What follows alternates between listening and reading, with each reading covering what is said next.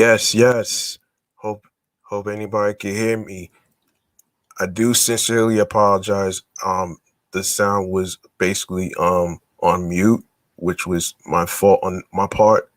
So anyway, good evening, new listeners and current listeners out there all around the world, plus Canada and areas of Long Island and the five boroughs of Brooklyn, Bronx, Manhattan, Staten Island, and Queens. This is your host with the most, G Money Stacks, aka Lonely Nomad, aka the Gregonator, aka Rookie Podcaster of Queens, New York. And you are now tuning in and rocking with Off the Meatrack Chainz New York Podcast, episode 40. That's right, episode 40. How about that? Now, this right here deserves a round of an applause.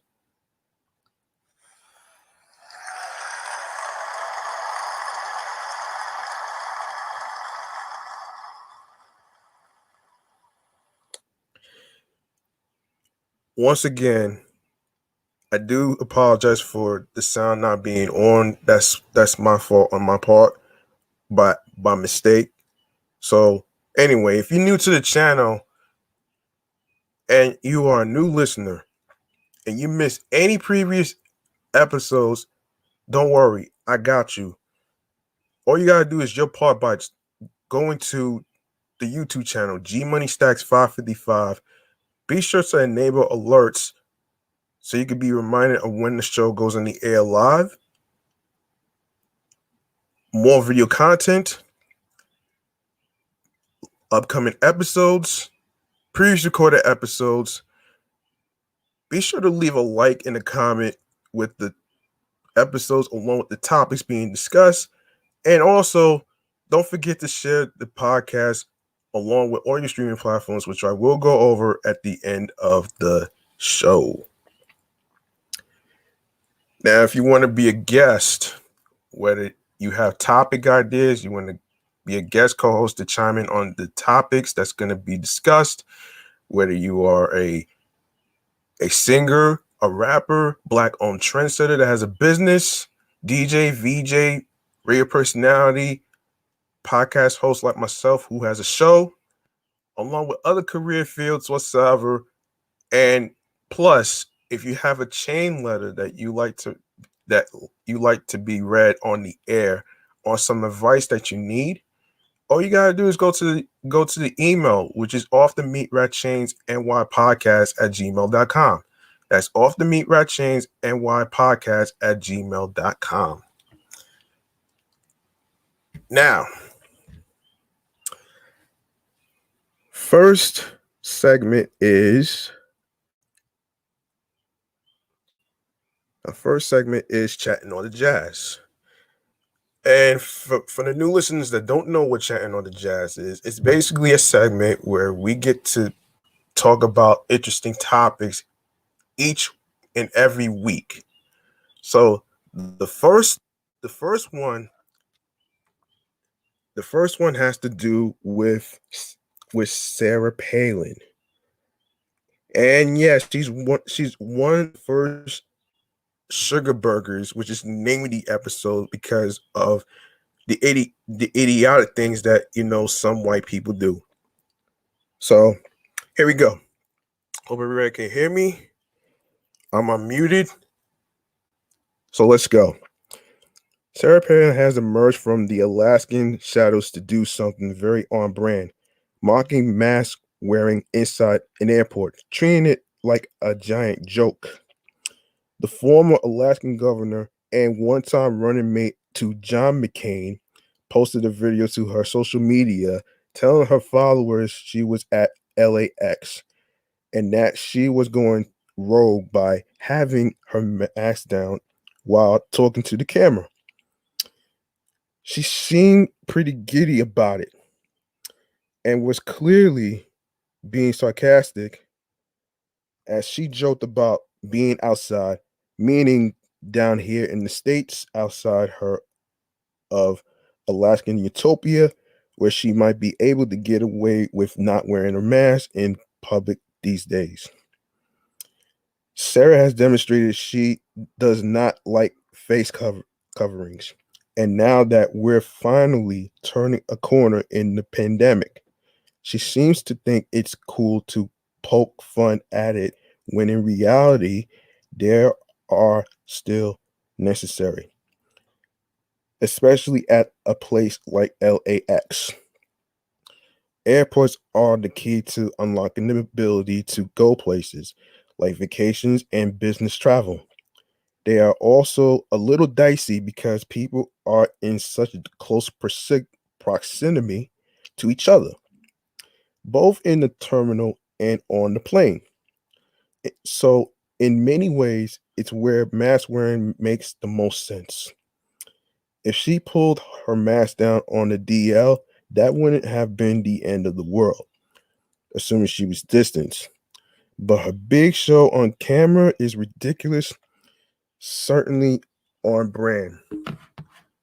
All right. I have to say that Sarah Palin is being a little irresponsible and being a damn jerk. And I a lot of people can't stand her. It's like she doesn't care about other people around her, and this buzz is for her. All right. All right. Um our next topic has to do with another sugar burger idiot who basically decides to make a scene at a Costco store. And the name of the idiot has to do with Ricky Schroder. Ricky Schroder is the next topic to talk about. So let's get into it. Okay. Just give me a second. All right. Okay. Wait. All right. Okay. Ricky Schroder, here we go. All right. So Ricky Schroder doesn't seem to understand the CDC's new guideline about mask wearing, and he learned about it the hard way at a Costco, which held its ground on policy.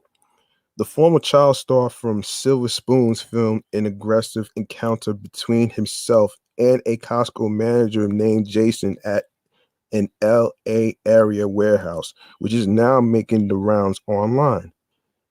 You see Ricky asking the guy why he isn't being allowed inside without a face covering, noting the new news, that fully vaccinated people don't really have to wear them indoors or out in most settings, except for a few exceptions. Turns out a Costco in Cali is one.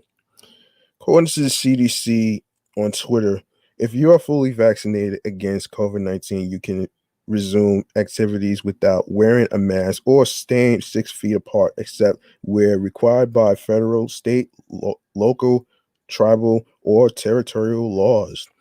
Includes local businesses and workplace guidance and more. The manager calmly explains that there is still a statewide mask mandate that's in effect throughout the state.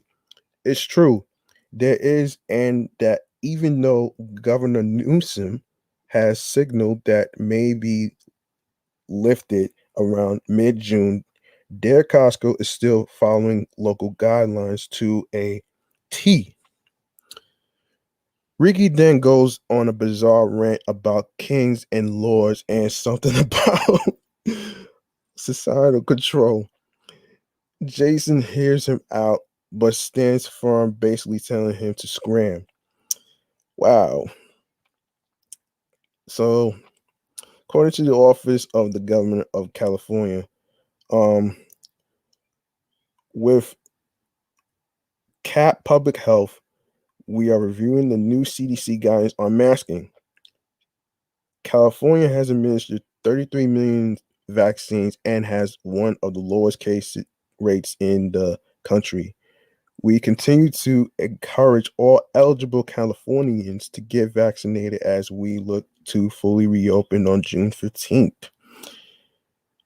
They eventually get Ricky a refund, and even amid his calls for boycotting Costco, they get him to leave.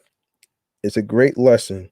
Yes, the CDC has new guidelines about mask wearing, but no, not every retailer in every state out there is up to speed on switching gears just yet. In the meantime, you might just have to mask up. All right. All right. This look, I'm gonna say this again. Two white people gotta be so stupid. Stupid in a way to not even realize that there's guidelines to wearing a mask in stores, and of course, other businesses like restaurants. And I hate to say this, but this is like one of the dumbest thing that I ever seen and just read just now. So this is just me. Sorry. Um all right, our next sugar burger idiot has to do with Amy Cooper. Okay. Amy Cooper, a white woman who last year became an international symbol of the routine racism that Black people face in their daily lives, is suing her former employer for firing her, arguing that she is a victim of racial discrimination. Girl, please. Ms. Cooper makes the claim in a lawsuit filed this week against the investment firm Franklin Templeton, which terminated her employment a year ago after she was captured on a widely shared video in a tense encounter with a black bird watcher. The lawsuit is the latest fallout from the May 2020 episode of Central Park, which touched off intense discussions about the history of white people making false and sometimes life-threatening accusations against Black people to the police. The encounter, in the section of the park known as the Ramble, began with the birdwatcher, Christian Cooper, asking Miss Cooper to leash her dog as park rules required. She refused. And Mr. Cooper said he would give the dog treats to draw the animal away from her. With Mr. Cooper recording their exchange on his phone, Miss Cooper, clutching her dog tightly, called the police. I'm going to tell them there's an African American man threatening my life, she said to Mr. Cooper while she dialed, her tone growling. Oh, no, excuse me, growing more intense as she repeated twice to the operator African American. Within a day, Mr. Cooper's video, which his sister shared on Twitter, had been viewed more than 30 million times. Franklin Templeton initially suspended Miss Cooper, who was head of insurance portfolio management at the firm and had worked there about 5 years before firing her. Despite what the video shows, Miss Cooper argues in her suit that she was not motivated by racial animus when she called the police on Mr. Cooper. Yeah, right.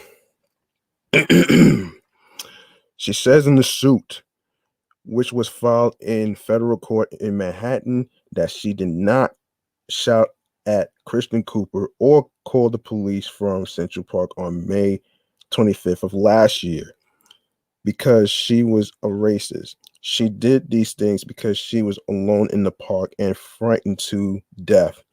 She goes on to say that Mr. Cooper has selected her as a target and describes him as overzealous. And the suit argues that Franklin Templeton did not thoroughly investigate the situation because of Miss Cooper's own race and gender, effectively reaching its decision to terminate her because she is a white woman. The suit also describes an earlier encounter between Mr. Cooper and another man who is black and who said Mr. Cooper had approached him aggressively about an off leash dog. Miss Cooper was judged and her life was destroyed without hearing her story, said Andrea M. Paparella, a lawyer for Miss Cooper.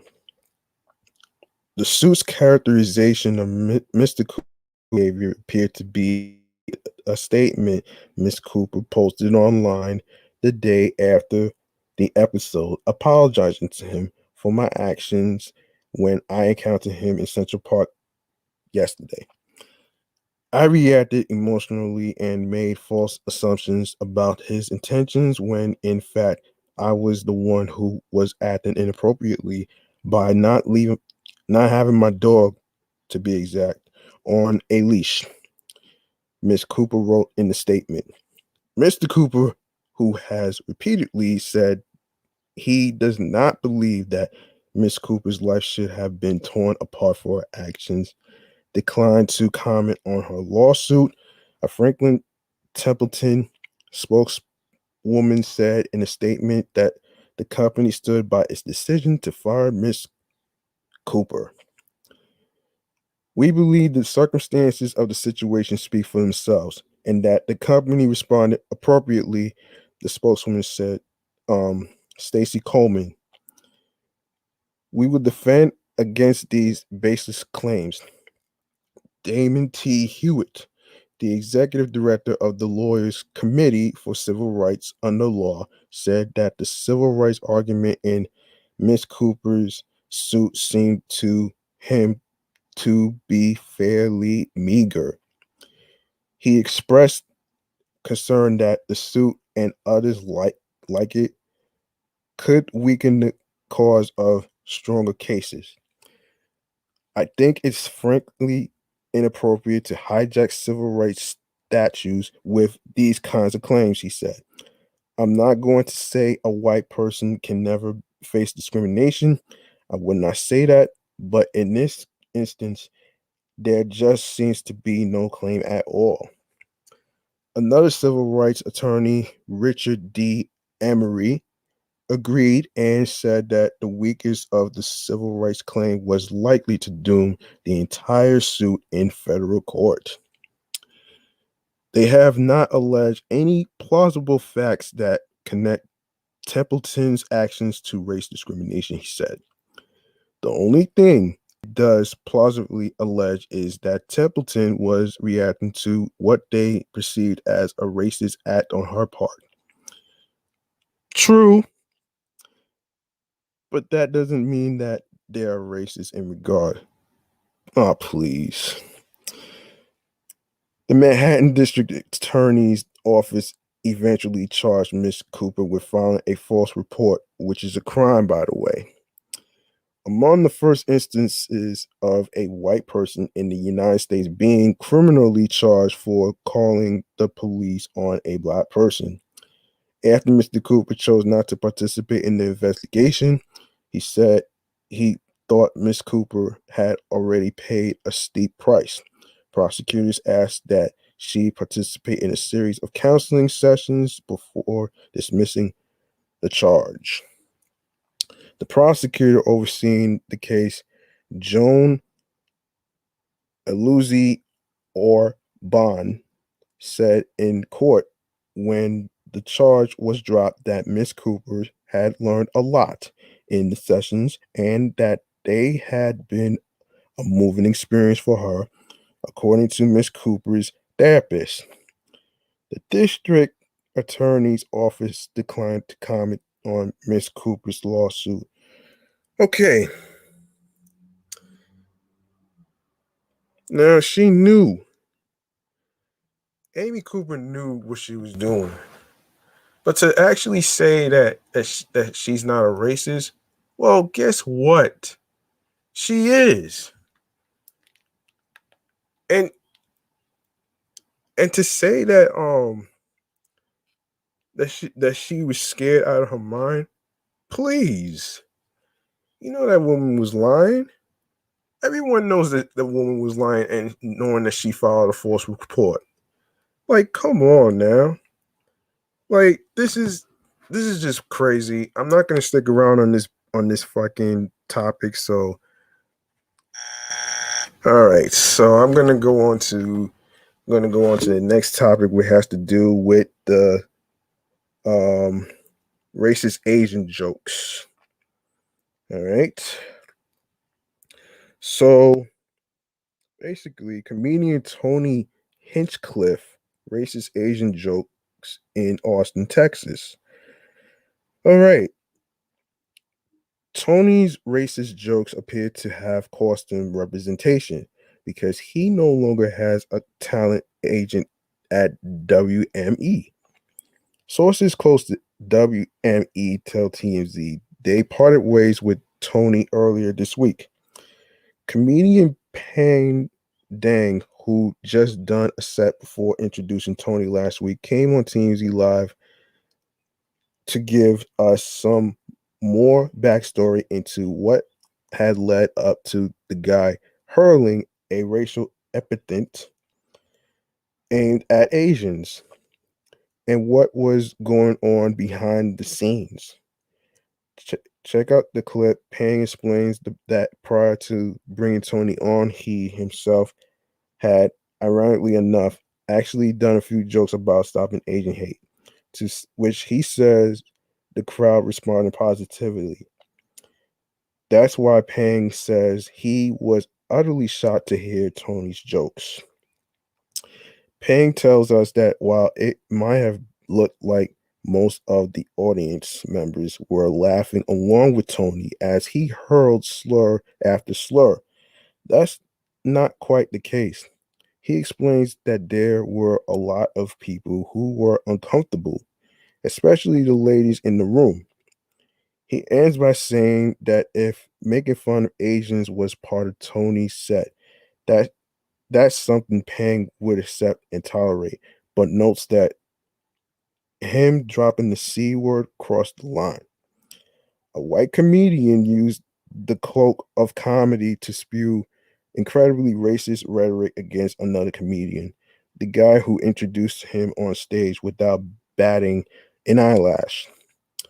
Tony Hinchcliffe, famous for writing for the Comedy Central Roast series and working on Joe Rogan's podcast, did a set last week in Austin where fellow comic Pang Dang, who is of Chinese descent, introduced him at the Laugh Factor, the Big Laugh Comedy, to be exact.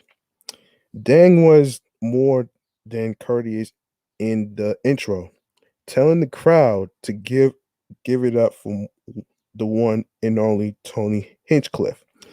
But as soon as Tony grabbed the mic, he went right into excoriating Dang, calling him a filthy little fucking cunt, and going on to mock his accent. So the racism wasn't lost on Dang. He posted a clip and wrote last week in Austin, "I got to bring up Tony Hinchcliffe. This is what he said. Happy Asian Heritage Month." Now, one could argue Hinchcliffe is famously known as an insult comic. He is, and that this is right up his alley. And he didn't mean anything by it. Even if true, times have changed, so these types of jokes aren't gonna fly anymore. Especially right now when violence against Asians is spiking nationwide.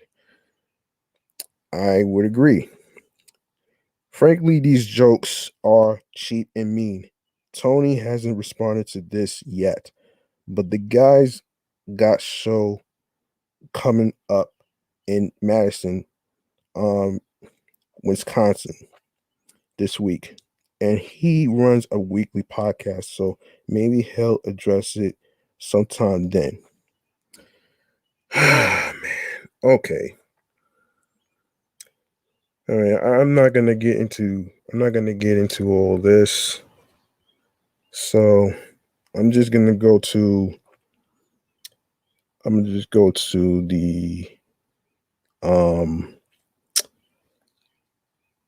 yeah, let's go to something lighter, man.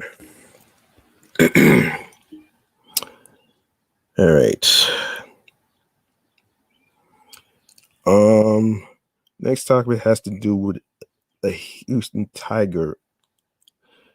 So a tiger that frightened residents after it was last seen briefly wandering around a Houston neighborhood has been found after nearly a week-long search and appears to be unharmed, police announced Saturday morning. In a short video tweeted by Houston police, CM Dr. Ron Borza can be seen sitting next to the tiger, petting the animal and saying it has been a long week searching for it. But we got him, and he's healthy, Borza said. As the wife of the man police allege is the animal's owner sat next to him and fed the tiger with baby bottle. The tiger was being held at BARK, the city of Houston's animal shelter, but was expected to be taken Sunday morning to the Cleveland Armory Black Beauty Ranch, an animal sanctuary in Murchison, Texas, located southeast of Dallas. Authorities had been searching for the tiger, a 9-month-old male named India, since it was spotted May 9th in a West Houston neighborhood. At the time, it was nearly shot by an off-duty deputy before being whisked away in a car by Victor Hugo Cuevas, who police allege is the owner. At a news conference later Saturday evening, Borza said that Cuevas' wife, Georgiana, turned over the tiger to police on Saturday after a friend of hers reached out to officials at BARK. It is Victor's tiger. That's what I was told by Georgiana Cuevas. She says they've had that animal for 9 months, Borza said. Alleged that the tiger was passed around to different people, but that Cuevas' wife knew where the tiger was at all times this week as authorities searched for it. Hold that thought.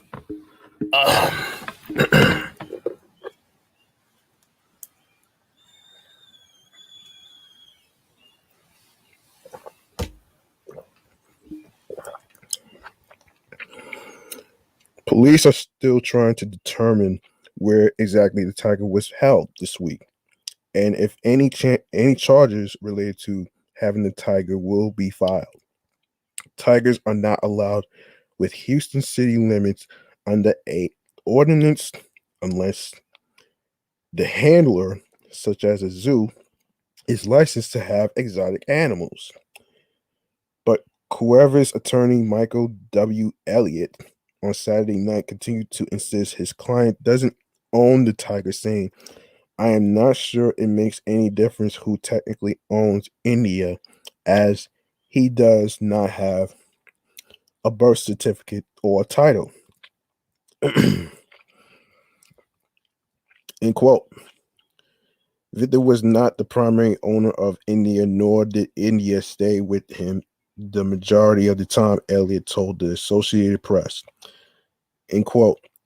Victor was however involved in the caretaking of India often. Victor loves India as anyone else would love a favorite pet. He treated India with love and fantastic treatment in all respects. Cuevas was arrested Monday by Houston police and charged with evading arrest and allegedly fleeing his home with the tiger after officers had responded to a call about a dangerous animal. At the time of his arrest by Houston police, Cuevas was already out on bond for murder charge in in a 2017 shooting in neighboring Fort Bend County. Cuevas has maintained the shooting was self-defense, Elias said.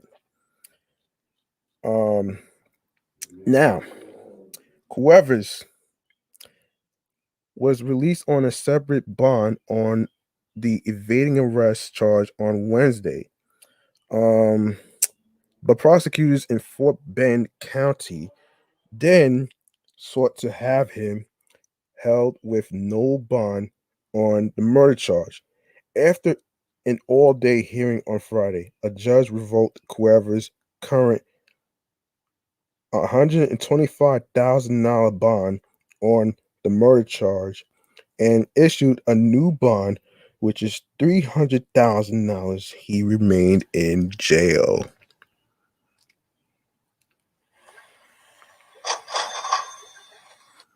All right.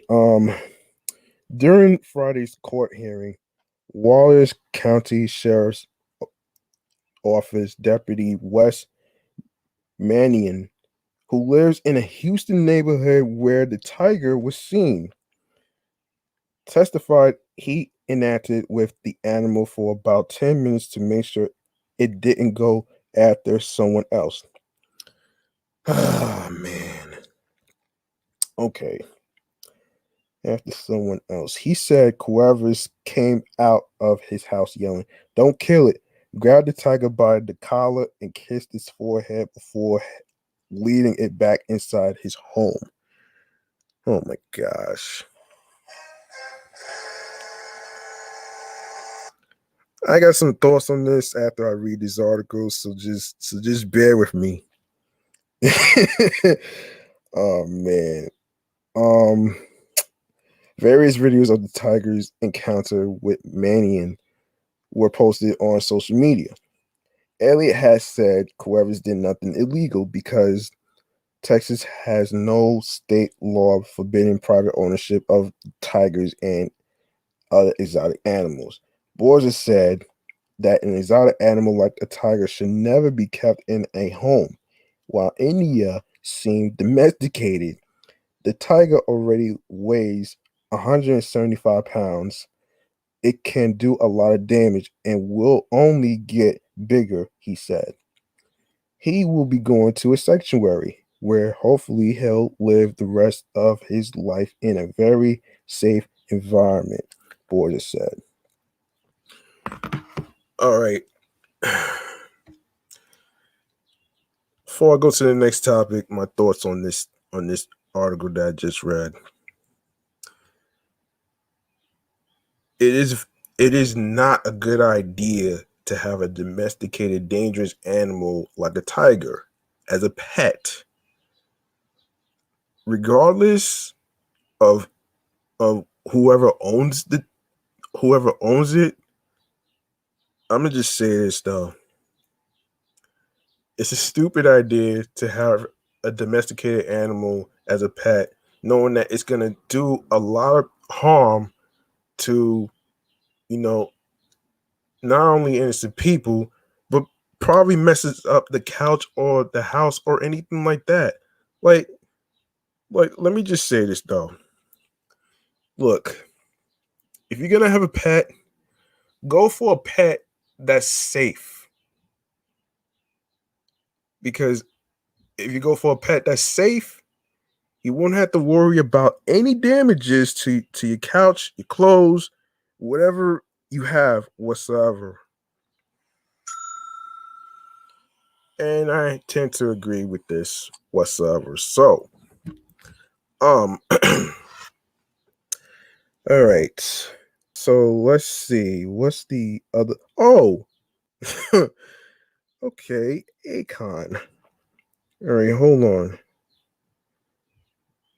All right, hold on. All right. All right. Bear with me, folks.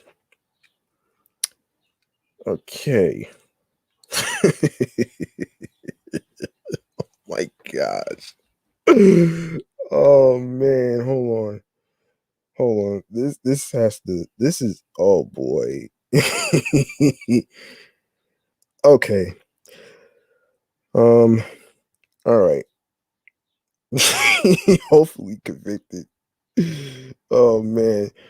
Singer, rapper, and real life Wakanda mastermind Akon had his SUV stolen while he was fueling up the vehicle at a gas station in Atlanta Tuesday night, according to police reports. It only takes a second for someone to jump in your vehicle and take off, reps for the Atlanta Police Department told their local Fox outlet of the high profile theft, which occurred just after midnight at the Quick Tip facility in Buckhead. Police report that Akon, who's 48 years of age, was pumping gas on the passenger side of his Range Rover when someone reportedly jumped in the running automobile and sped away. Fortunately, the Don't Matter artist wasn't injured during the ordeal.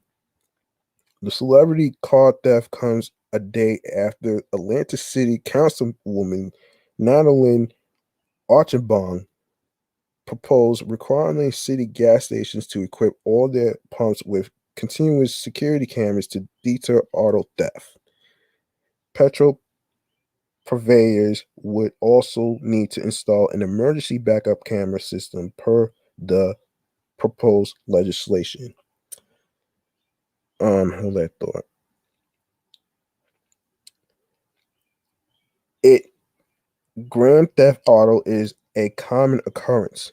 It is not an anomaly, said the lawmaker.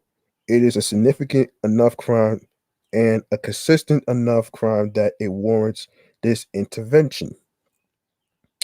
In light of the shocking crime, police are reminding drivers not to leave their vehicles running while pumping gas, Fox News reported.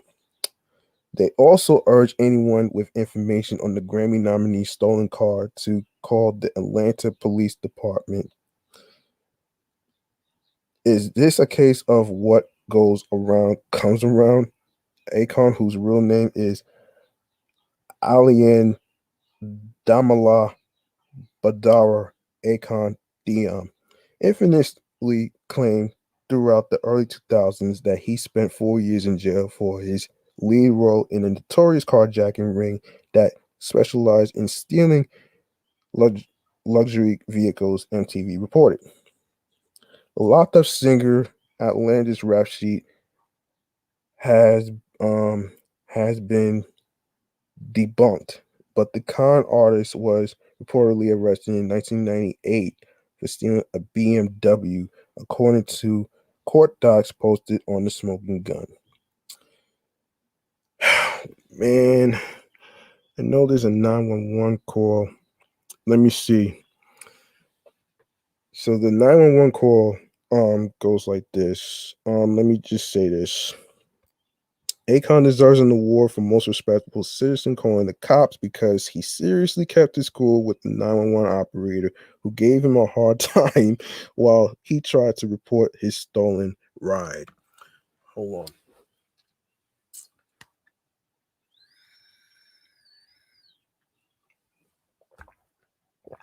Okay.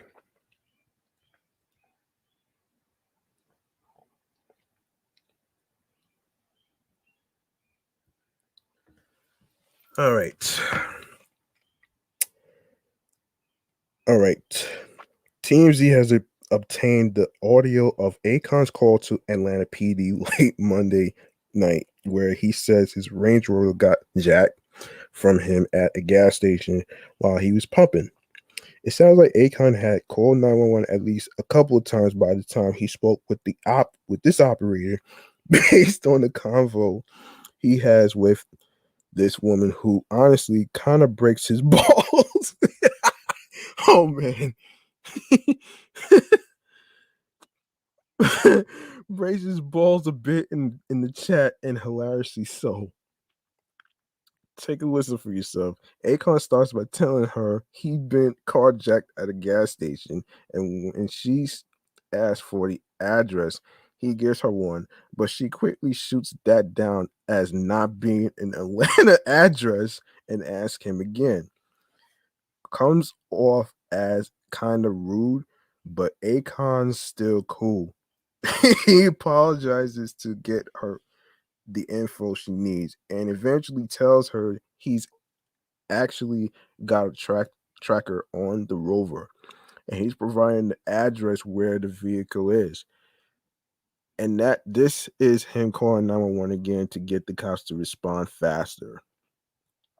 The operator seems to take her sweet time processing the info and then goes back to where this all happened in the first place.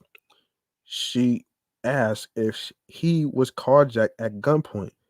And when he says no, she sharply responds, "That ain't a carjacking." It says his car was simply stolen. Okay. Um Akon agrees with her and drops yes, ma'am throughout the call until finally he tells her a squad car has arrived and they hung up. Unfortunately, Akon's SUV wasn't recovered that night, but we're told it was found later Tuesday in another part of town.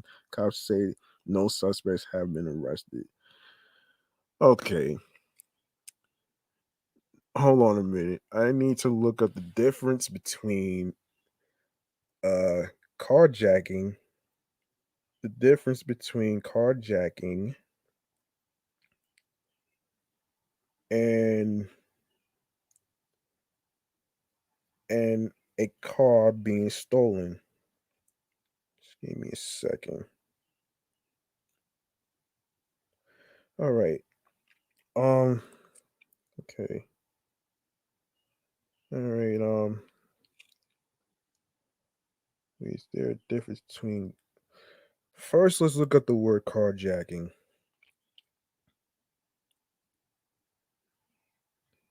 Let's look at the word carjacking definition.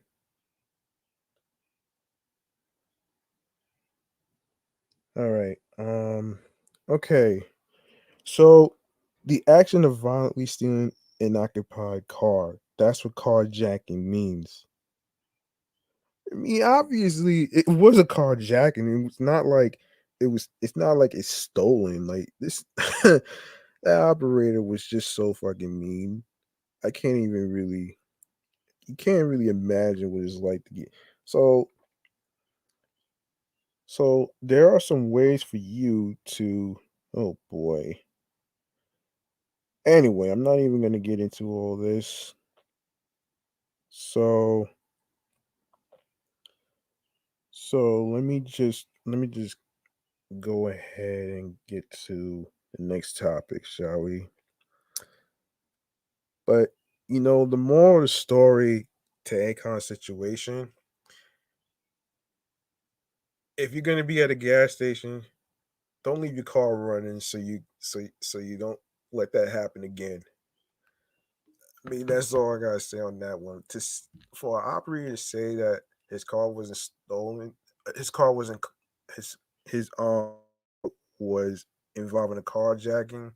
To say that it was not a carjacking, it was stolen. I'm like, listen, I'll look this up later. So anyway, um, our last topic, um, I would like to actually put this into perspective in terms of um okay, so there is a bus accident in Brooklyn, and hang on a minute here. I did mention this. Hang on a minute. Okay. We're going to go to. All right. So 16 injured after a bus crashes into Brooklyn home. An MTA bus was driven into a historic row house in Prospect Leffords. I don't know why this is showing up here. Why is this showing up here? Damn it. Hang on a minute, folks. Hang on. I gotta pop up here. Let's go here. Okay. Brooklyn building smashed by an MTA bus at risk of collapse, city officials said. Um, an MTA bus that crashed into a Brooklyn row house Monday, possibly due to shopping bags the driver had near his feet, was still wedged into the side of the building Wednesday. And city officials said that the whole place is at risk of collapsing. City Department of Buildings officials said they've issued a full vacate order for the entire building, which has a doctor's office on the first floor and apartments on the second and third.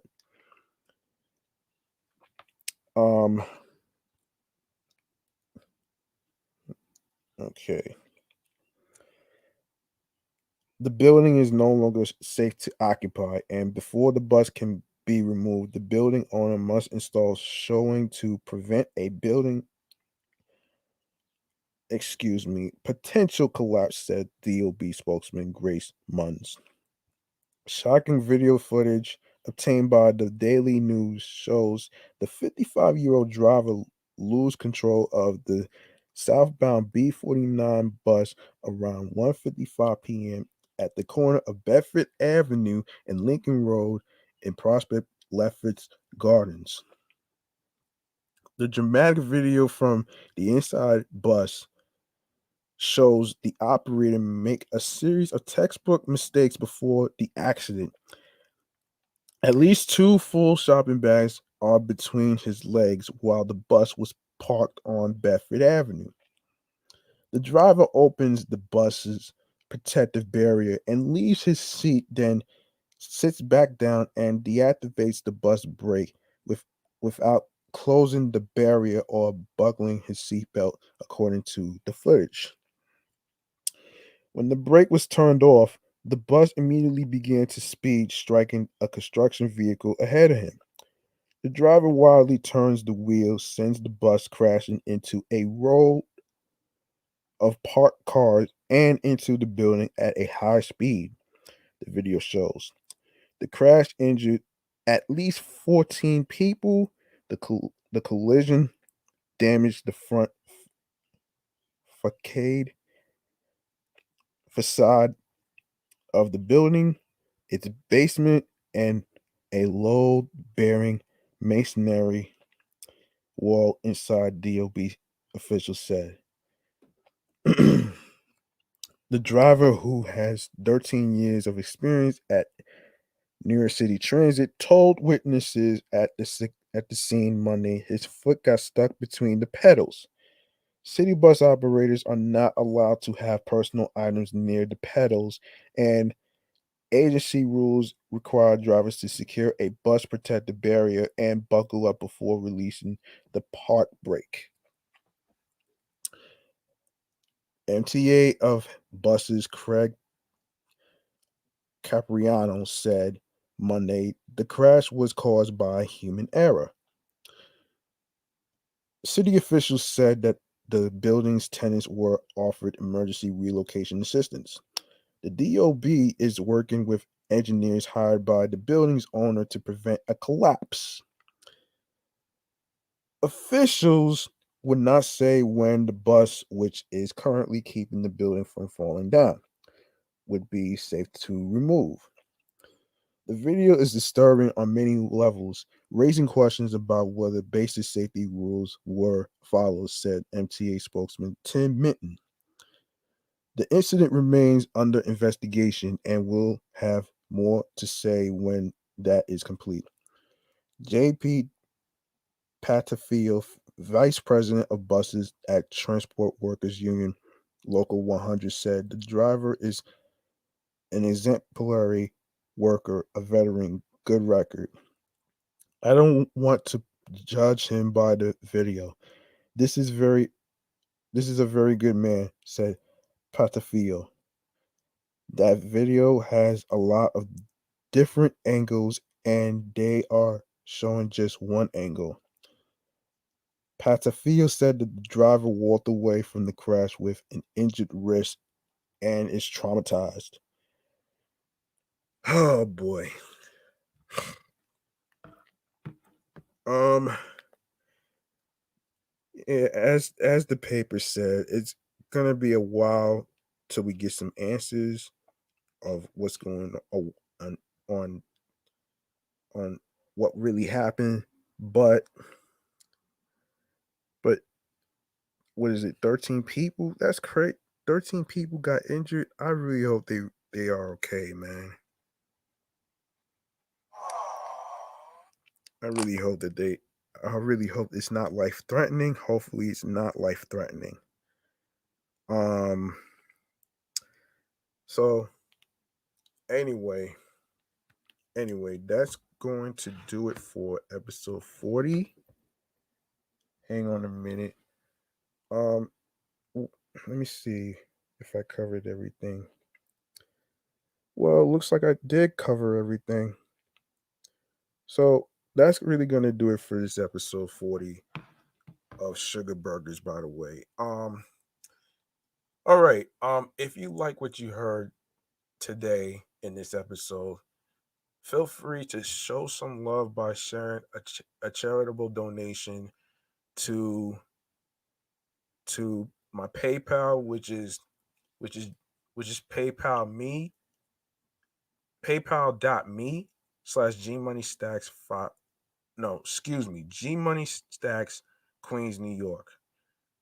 And my Cash App is $G Money Stacks 555.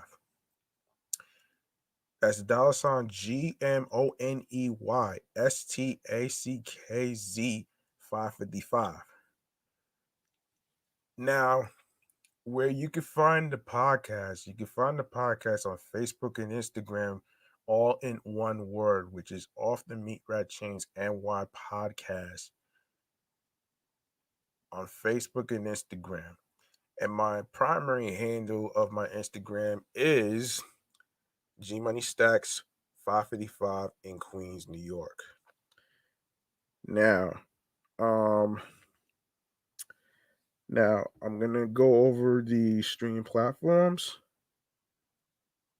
So just give me a second. Give me a second here. All right. Streaming platforms on the go where you can listen to episodes. Here we go. You can subscribe to Off the Meatrack Chainz on these streaming platforms such as Podorama, Anchor, Spotify, Audio Burst, Deezer, TuneIn Plus Alexa, Player FM, Podchaser. By the way, when you go to go to the Podchaser link in the link tree /G Money Stacks 555, feel free to rate a 5-star review, your comments, and leave a review. We are on Stitcher, Pocket Cast, Podcast Addict, Breaker, Listen Notes, Google Podcasts. And don't forget to listen to Off the Meatrack Chainz New York podcast on Amazon Music, along with iHeartRadio, the number one app for podcasting. And the last but not least, the YouTube. I need every current listener and new listener to do your part by subscribing to the YouTube channel, which is G Money Stacks 555. Be sure to enable alerts so you can be reminded of when the show goes on the air live. More video content, upcoming episodes, previous recorded episodes. Make sure to leave a like and a comment along with the episodes, plus the topics that was discussed, and also be sure to spread the word. Tell a friend to tell a friend. Also, don't forget to download your favorite episodes, which is key. Don't forget to download. Don't forget to rate. And also, don't forget to share the podcast along with audio streaming platforms that was discussed today with your friends. Now, like I always say before I close out the show, if you have a dream of being able to be a content creator, a creator to make a show like I am doing right now, along with other career fields that you're probably interested in, don't hesitate to go for it. Because at the end of the day, you're not doing this to please everybody. You're doing this to please yourself. The number one thing to focus on is yourself. And also, it is empowering to inspire people to be creative. Like if you want to be creative on a type of podcast idea that you want to talk about, whether it's mental health, whether it's music, whether it's like, you know, entertainment, whether it's movies, whatever it is, don't be afraid to go for it. Because if I could reach success like I'm doing right now with this YouTube channel, so can you. And also, um, also, like I previously just said a few minutes ago, the upcoming episode for Saturday has been pushed to Tuesday because I have to go to work. I'm scheduled to come in. So depending on how my work schedule is, if it's like one day a week next week, then we'll go back to our regular schedule. So I do want to let people know in advance about what's going on with the future episode after 41. So now that I got that out the way, um I'd like to say thank you to everyone who has been listening to this podcast. 40 episodes in the books. I had no idea that I was going to reach that far. So this is just my way of saying that I'm really kind of proud of myself. So I'm going to give myself a round of applause for this one.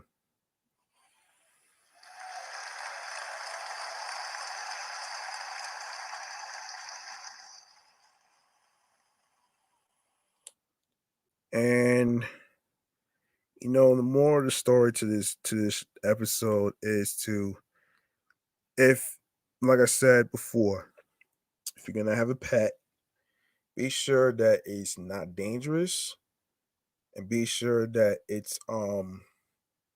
that is safe to have, so you don't have to worry about any items like your couch or anything getting damaged. And also, another thing before I go, you don't have to wait every year when it comes to May to be mental health awareness. You can reach out to anybody like your friends or anyone that you care about as far as what they're going through mentally, physically, spiritually. I mean, that person might be all right on the outside, but on the inside, they're not. And I just gave my story in episode 36. In case you guys didn't listen, I did pour my heart and soul into, being real with myself because, I do struggle with anxiety and things is not easy for me. And I'm really trying and I'm only human. I mean, I'm not rushing the process in this podcasting world and neither should you. So, um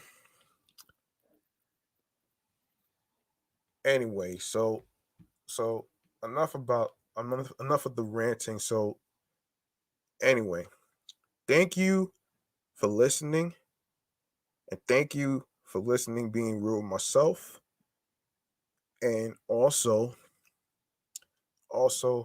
be sure to you know take care of yourself, be safe, stay masked up, be responsible to other people, even though whether you are vaccinated or not. You you have to do your part in being responsible to caring about other people. Like, it doesn't matter. It's about you being being able to take care of yourself. It's not about other people. So anyway, thank you for listening, rocking with me, and rocking with me throughout 40 episodes in the books. I'm G Money Stacks, and you have been listening to episode 40. Peace and one love.